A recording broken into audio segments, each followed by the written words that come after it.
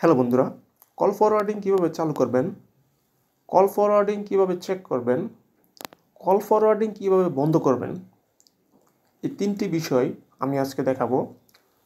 So আমরা চলে যাব ডায়াল প্যাডে,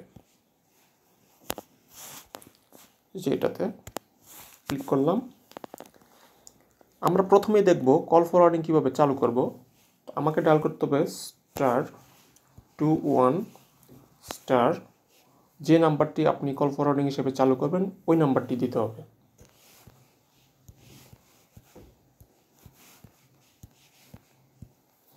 নাম্বারটি দেওয়ার পর হ্যাশ দিবেন, হ্যাশ দিয়ে ডায়াল করবেন। আমি সিম 1-এ দিলাম।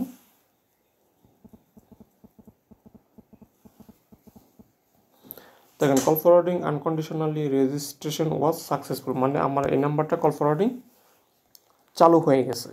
এখন আমরা দেখব কল ফরওয়ার্ডিং চালু যে হয়েছে সেটা কীভাবে চেক করতে হয়, যে চালু হয়েছে কিনা আসলে।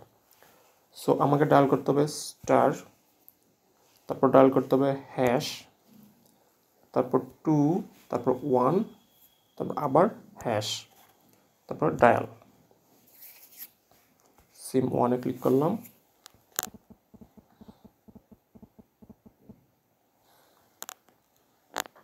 দেখেন বন্ধুরা, এখানে কল ফরওয়ার্ডিং এই নাম্বারটি আমার কি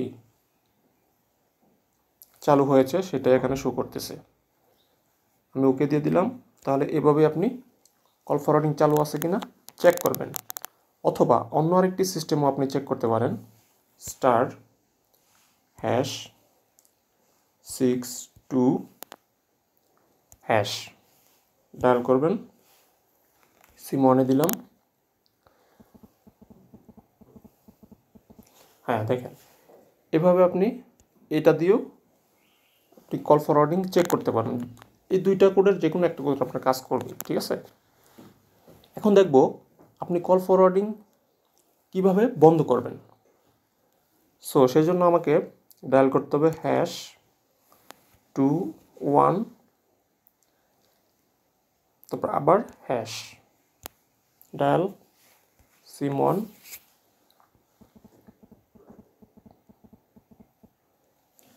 দেখেন call forwarding unconditionally service has been disabled, এটা এখন কি ডিসেবলড হয়ে গেছে, মানে বন্ধ হয়ে গেছে।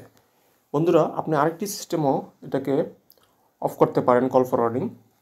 সেই জন্য আপনাকে ডায়াল করতে হবে ##002 আবার হ্যাশ ডায়াল সিম 1।